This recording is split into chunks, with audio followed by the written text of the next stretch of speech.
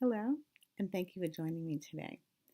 My question is: have you ever experienced hurt?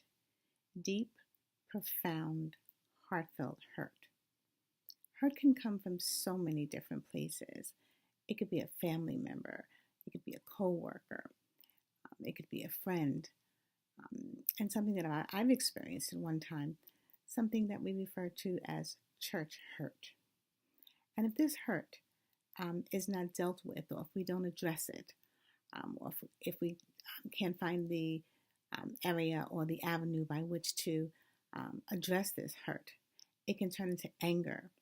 We could begin to hold grudges and even become very sad as we begin to think about the situation that hurt us. And as we think about the situation that hurt us, we can begin to play the particular instance over and over in our heads. What could we have said differently? Why did that person do that? If this is a person that, for example, that you've been very helpful to, that you've been supportive of, and they've hurt you, we sometimes try to rationalize, why would they do this? And as we play this again over and over in our heads, we can begin to think about as well, the person seems to be acting as if nothing happened, or if they've done nothing to hurt us.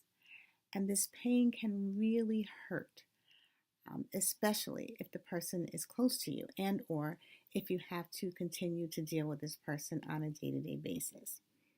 Oddly enough, the other day, I was in this particular situation where someone had hurt me deeply and said something that was overwhelmingly hurtful to me. And this person was very close to me. And I was having a difficult time dealing with it and wondering how could I continue day to day interacting with this person who had hurt me so deeply. And as I struggled and I prayed about it and perseverated on it, I got a phone call from a friend as I was driving. And her question to me was, how do I deal with someone who has hurt me so deeply? A very close family member with which I've had much interaction. And she stated that she'd given her so much help. And the person, said to her, there's nothing that you've ever done to help me. And I began to think about that. And as I began to speak to her about that, I felt and heard the Holy Spirit beginning to give me the same solution. And one of the first things that we spoke about was not allowing depression or anger to set in, and to ask to see that person through God's eyes, asking Him to come, the Holy Spirit to come and to be with us during that time. Knowing that she had to meet up with this person, and simultaneously myself knowing that I would have to deal with the person in my life as well, I began to say to her, I'm going to ask the Holy Spirit that when I meet with this person, that when they see me, that they see Him, that they feel His presence. And knowing that God is always with us was very comforting. Knowing that not only is it comforting, but the Lord is our shield and He's our buckler, and that He will always be a very present help in the time of trouble. The opportunity to ask Him for help is always an option. And we know that we have not oftentimes because we ask not.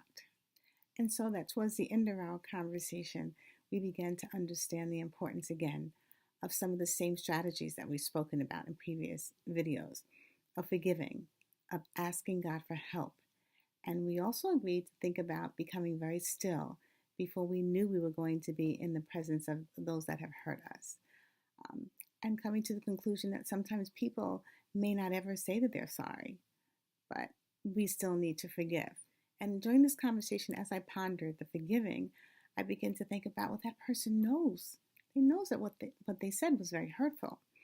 And then the Lord dealt with me and He said, I came down in the form of man to help and to change the world and to set the world straight, and to kind of turn it around, if you will, to what it was established for in the beginning when it was created.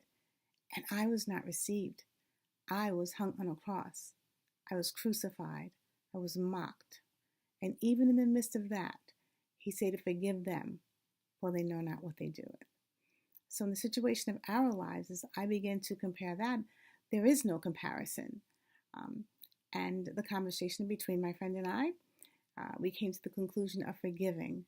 We came to the conclusion of moving on. We came to the conclusion of when we have to deal with those that are hurtful and maybe disrespectful to us in a hurtful manner, that we always ask the Holy Spirit to come and that He would help us to deal with that, and that He would be our shield and our buckler, and that He would intercede on our behalf, and that we would set the atmosphere before we even begin to have to deal with those individuals to a calm atmosphere, a godly atmosphere, stirring up the atmosphere to deter the enemy from having his way, to cause hurt to come into our lives that cause us to be angry and resentful or even fearful at times. And we know that He did not give us those spirits. So always remember to put Him first.